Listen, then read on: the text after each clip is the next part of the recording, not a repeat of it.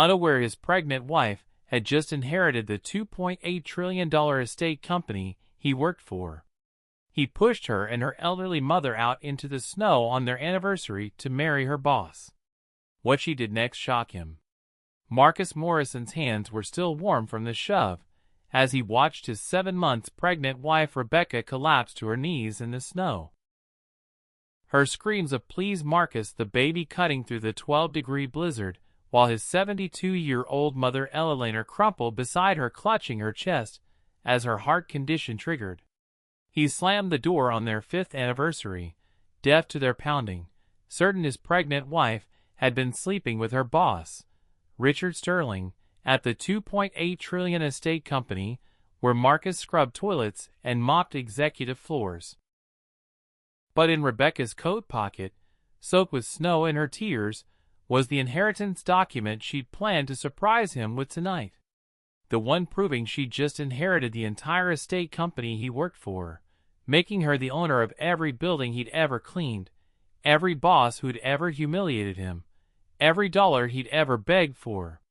The diamond bracelet that convinced Marcus to destroy his pregnant wife wasn't from her boss. It was from the lawyers, who just made her the richest woman alive. But when Rebecca pulled herself from that snow, shaking with rage and power, and the memory of his hands on her pregnant belly, what she did would shatter Marcus' soul in ways that would make him beg for the mercy he denied her. What poison had turned a loving husband into a monster willing to kill his own pregnant wife and elderly mother? What was his mother screaming about the inheritance before her heart gave out in the snow? And when Marcus discovered his pregnant wife now owned his entire existence, would he survive what she unleashed? The apartment fell silent except for Marcus' ragged breathing. His reflection stared back at him from the dark window, a man he barely recognized, chest heaving with righteous anger that felt like drowning.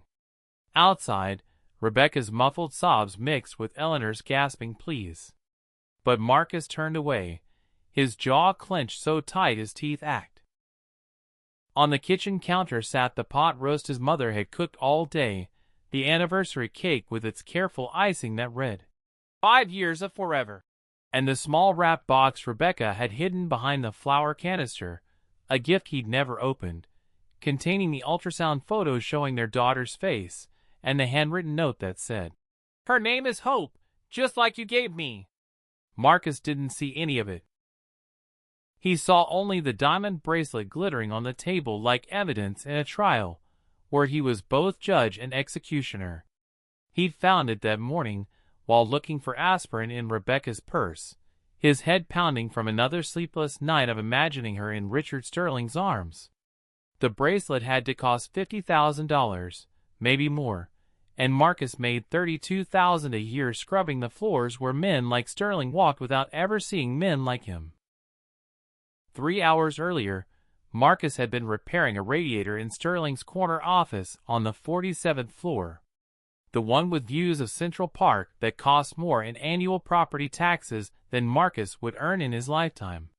He'd heard voices and frozen, recognizing Rebecca's laugh, the one she used to give him before her promotion 6 months ago, before the late nights and closed-door meetings, and the smell of expensive cologne that wasn't his clinging to her hair. Through the crack in the door, Marcus had watched Richard Sterling, 53 years old, silver-haired, powerful, pull Rebecca into an embrace while she cried into his shoulder. "You're everything to me," Sterling had said, his voice thick with emotion. "You're the daughter I lost, the future of everything I built." But Marcus had only heard the first sentence before his heart exploded into shrapnel. He left his tools scattered on Sterling's floor and walked out, past the receptionist who tried to stop him, past his supervisor who called his name, past 8 years of loyalty to a company that had never seen him as anything but invisible. His coworker Jerome had found him in the stairwell, hands shaking, and instead of comfort, had offered poison. "Man, I've been trying to tell you for months. Everyone on the executive floor knows. Sterling and your wife. Why you think she got promoted so fast? You think a maintenance guy's wife climbs to vice president on merit?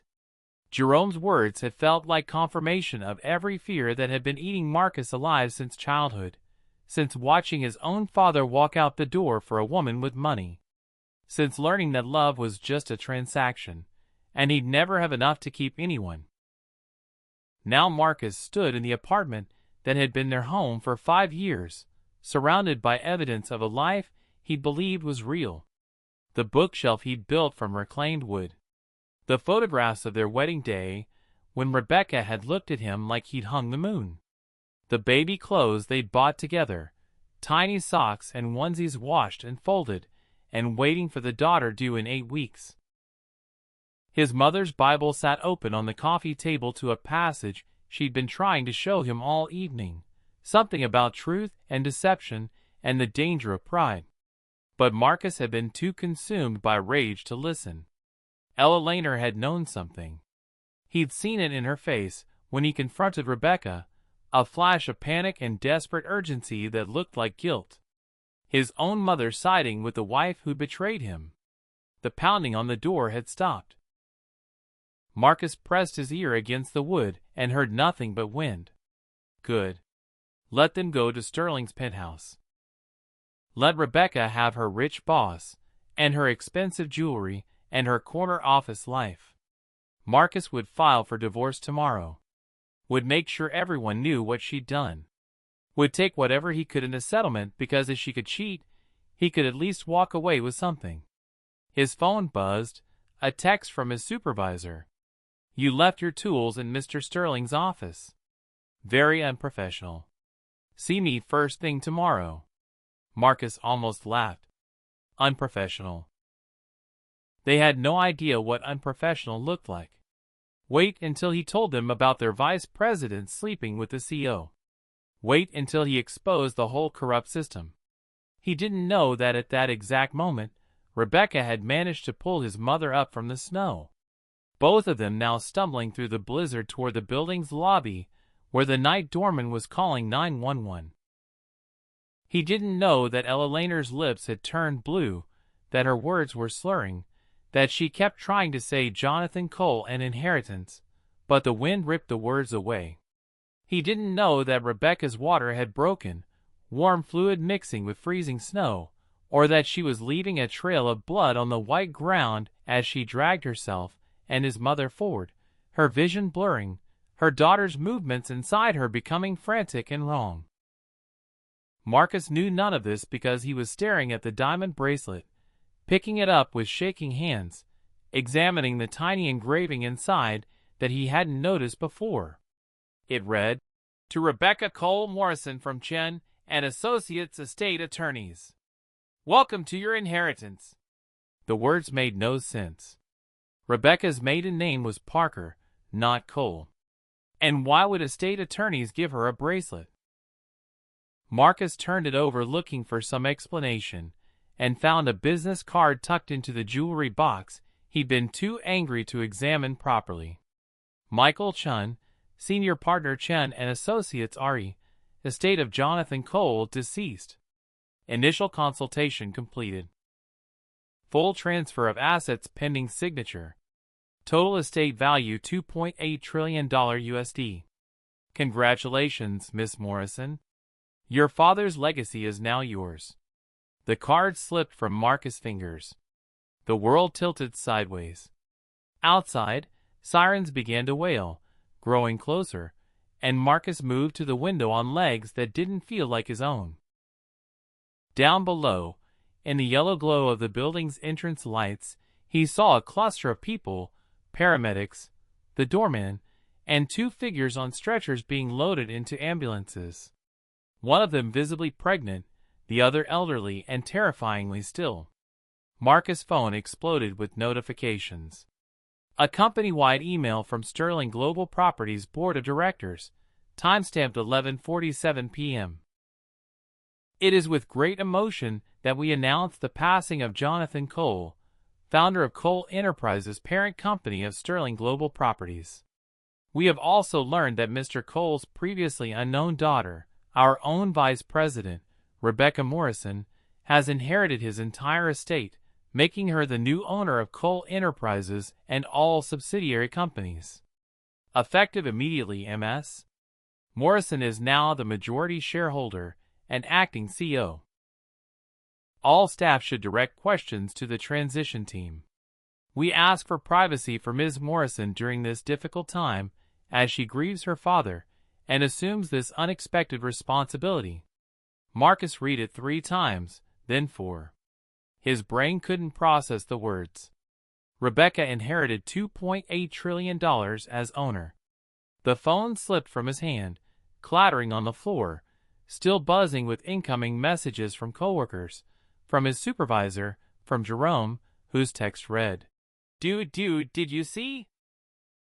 Your wife owns the company now. You're married to the richest woman in the world. Man, you're set for life. But Marcus wasn't set for anything except the image burning into his brain of Rebecca on her knees in the snow, screaming for him to stop, screaming about the baby, and him slamming the door anyway. Of his mother's face, gray and twisted with pain, her hand clutching her chest. Of the diamond bracelet that wasn't a gift from a lover, but from lawyers making Rebecca a trillionaire. Of the inheritance documents in her coat pocket soaked with snow and tears, the surprise she'd planned for their anniversary dinner. Marcus' legs gave out. He crashed to his knees in the same spot where he'd pushed Rebecca just 20 minutes ago. And the sound that came from his throat wasn't human. It was the sound of a man realizing he'd just thrown away everything. His wife, his mother, his daughter, his future, because he'd been too poisoned by pride and fear to ask one simple question. Rebecca, where did this bracelet come from? His phone kept buzzing. Another email. This one from HR. Marcus Morrison, your employment with Sterling Global Properties has been terminated effective immediately for creating a hostile and dangerous situation involving ownership family members. Security has been notified. Do not attempt to enter any Sterling Global Properties buildings. Your final paycheck will be mailed. Marcus stared at the screen. Fired. He'd been fired from the company his wife now owned. The absurdity of it would have been funny if his hands weren't shaking so hard he could barely hold the phone.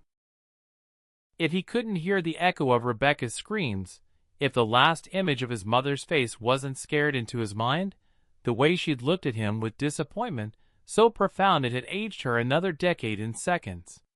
The emergency room at Mount Si Hospital was a cathedral of fluorescent lights and desperate prayers, and Rebecca Morrison lay on a gurney in Bay 7, with monitors screaming around her, while doctors worked to stop the premature labor that Marcus' hands had triggered.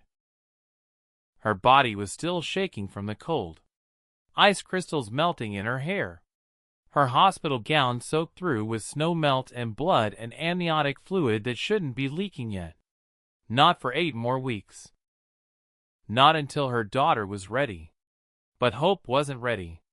And Rebecca's cervix was dilating despite the medications they were pumping into her veins. And the baby's heartbeat on the monitor kept dipping into dangerous territory that made the nurses exchange looks Rebecca had learned to read. In the 30 minutes since the ambulance had screamed through red lights to get her here, in the bay next to her, separated only by a thin curtain that did nothing to muffle sound, Eleanor Morrison was coding for the second time. The crash cart's electric charge making the old woman's body jump while a cardiologist shouted orders, and Rebecca heard herself screaming, "Save her! Please save her! She's all he has left!" Even though Marcus had just destroyed both of them without hesitation. Richard Sterling burst through the emergency room doors at 12:47 a.m.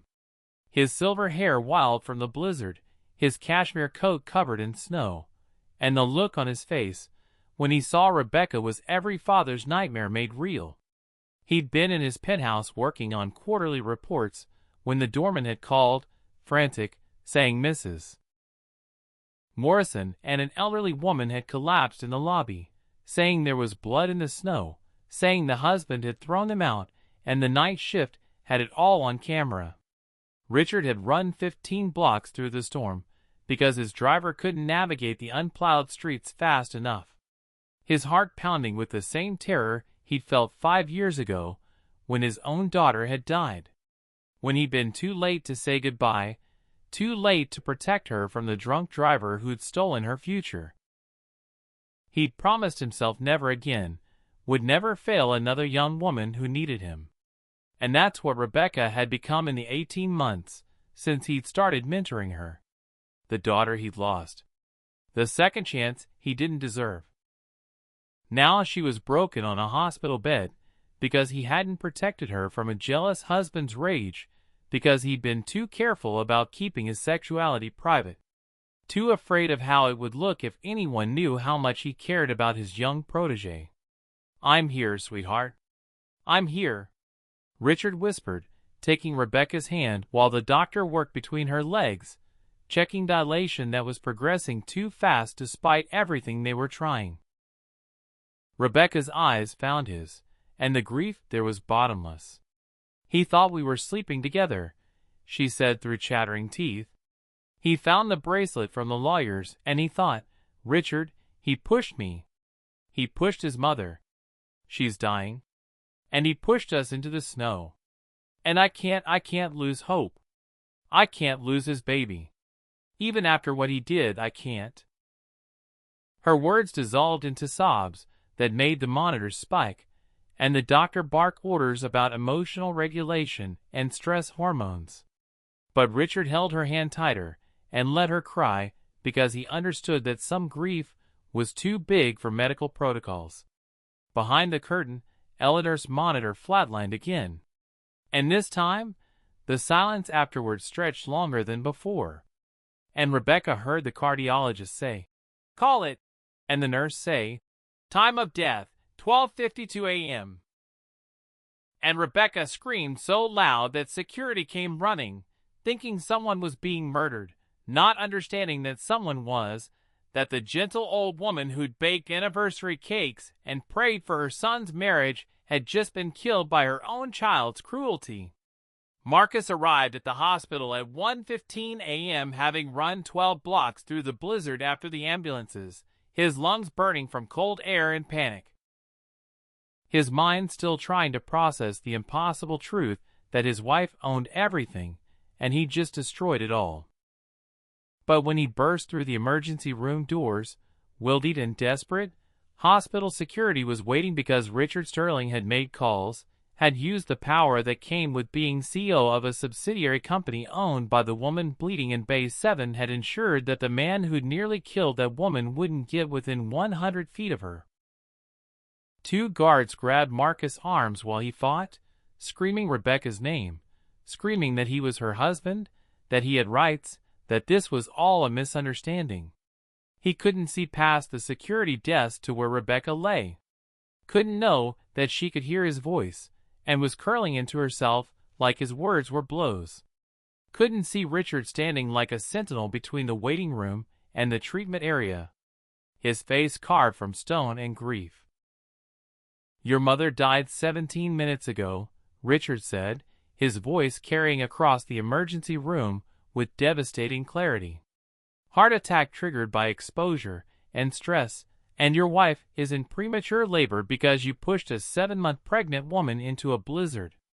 So no, Marcus Morrison, you don't get to see her. You don't get to apologize. You don't get anything except the knowledge that you murdered your own mother and might murder your daughter too.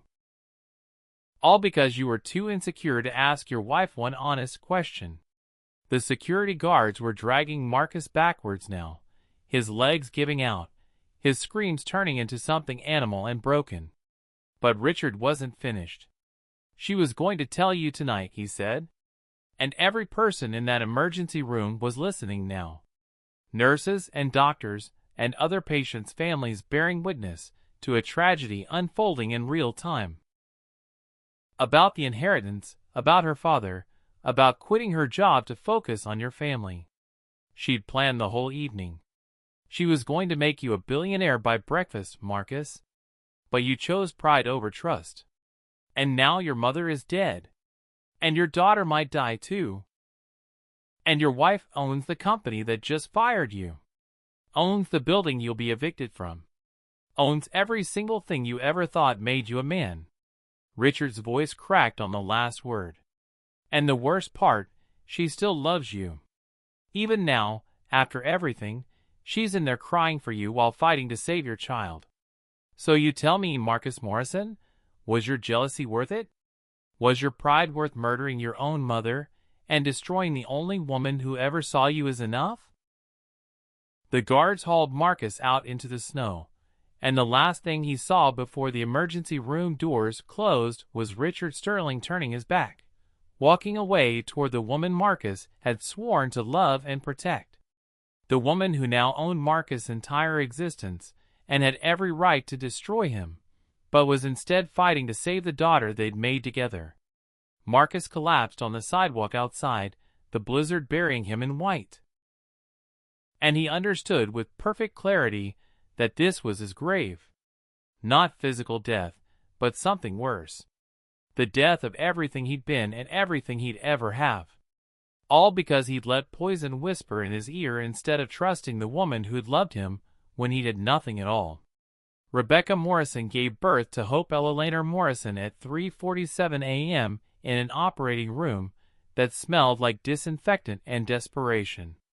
The baby arriving 10 weeks early at 3 pounds and 12 ounces. Her lungs underdeveloped and her cry more like a kitten's mew than the robust wail Rebecca had imagined during 9 months of dreaming. They whisked Hope away to the NICU before Rebecca could hold her, before she could count fingers and toes and whisper all the promises she'd been saving. And Rebecca lay on the surgical table with her arms empty and her heart shattered, knowing that Marcus' hands had done this, that his jealousy had stolen these crucial weeks from their daughter's development. Richard stood beside her the entire time, holding her hand through the epidural and the pushing and the terrifying moment when Hope came out silent and blue before finally gasping her way into a world that had almost killed her. When it was over and Rebecca was being wheeled to recovery, she asked the question that had been burning in her chest since the ambulances. "Is Marcus still here?" The nurse hesitated, looking to Richard for guidance, and Richard's face told Rebecca everything. "He's been outside for 4 hours," Richard said quietly. "Security won't let him in, but he won't leave. He's just sitting in the snow, Rebecca. I think he's trying to die." The words should have made Rebecca feel satisfied. Should have felt like justice for what Marcus had done to her and Eleanor and Hope. But instead, they felt like another ending, another death to add to the night's brutal toll. She'd loved Marcus Morrison for 5 years, had chosen him over every wealthy suitor her secret family connections could have provided, had believed in the goodness she'd seen in his eyes when he defended a homeless man being thrown out of the building by security, when he'd spent his lunch breaks teaching immigrant workers English, when he cried at their wedding because he couldn't believe someone like her would choose someone like him. That man was still in there somewhere beneath the jealousy and fear. And Rebecca had to decide if he was worth excavating or if some betrayals cut too deep for love to heal. She thought about Eleanor, who'd died clutching her chest and calling Marcus' name, who'd spent her last moments not cursing her son, but trying to save him from his own mistakes.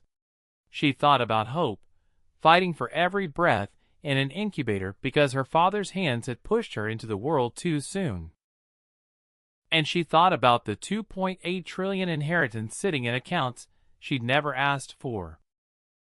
Power she'd never wanted, a father's guilty legacy that had somehow arrived at the exact moment to save her from the streets, but couldn't save her from heartbreak. At 6:23 a.m., as dawn broke gray and cold over New York, Rebecca made her decision. She had Richard bring Marcus to her hospital room, but with conditions. Security would remain outside the door. Richard would stay by her side, and Marcus would have exactly 10 minutes to explain why she shouldn't use her new power to erase him from existence. When Marcus walked in, Rebecca almost didn't recognize him. His face was ravaged, eyes red and swollen from crying, lips blue from hours in the freezing cold, his whole body shaking with hypothermia and grief. He fell to his knees beside her bed without being asked, his hands reaching for her before stopping midair, as if he'd forgotten he'd lost the right to touch her. "I killed my mother," Marcus whispered, his voice destroyed. "I killed her, Rebecca. She died calling my name, and I killed her because I was too proud, too scared, too stupid to see that you were never the problem. I was. My father left us for a rich woman when I was 7. And I've spent every day since then, waiting for you to do the same, looking for evidence that you'd leave, needing to find it before you could hurt me first. And when I saw that bracelet, when I heard Richard say you were everything to him, my fear won. I let it win. And now my mother is dead, and our daughter might die. And you should hate me, Rebecca. You should destroy me. I deserve it." Rebecca looked at the man she'd married, the man who just confessed to the poisonous fear that had murdered their family. And she felt something shift in her chest. Not forgiveness. It was too soon for that. Maybe too soon forever, but understanding. She'd chosen Marcus because he was different from the wealthy, entitled men in her secret father's world. But she'd never understood that poverty leaves scars as deep as any childhood trauma. That watching your parents struggle creates wounds that make you see betrayal in every shadow. "Hope is alive," Rebecca said, her voice steady despite the tears streaming down her face. £3 12. She's fighting, and your mother's last words were about you, Marcus. Not cursing you, trying to tell me about the inheritance. Trying to save our marriage, even as her heart was failing. She paused, letting him absorb the weight of Eleanor's final act of love. "I'm going to tell you what happens next, and you're going to accept it because you have no choice. You're going to get therapy for your abandonment trauma. You're going to spend every day earning back trust you may never fully regain. You're going to be the father Hope deserves, not the scared boy whose father left. And if you ever let fear make you cruel again, I will use every dollar of this inheritance to make sure you never see us again. Do you understand?" Marcus nodded, sobs racking his body, and Rebecca let him cry because some lessons require complete breaking before rebuilding can start. She didn't know if their marriage would survive this. Didn't know if love could overcome the trauma of his hands pushing her pregnant body into deathly cold. But she knew Eleanor would have wanted her to try. Knew Hope deserved a father who could heal. Knew that sometimes the hardest form of strength isn't revenge, but the terrifying vulnerability of offering one more chance. "There's one more thing," Rebecca said, her voice dropping to something harder.